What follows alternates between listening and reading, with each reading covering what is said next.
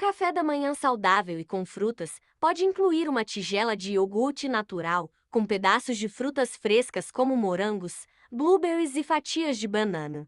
Adicione uma colher de chá de mel e um punhado de granola integral para textura e fibras extras.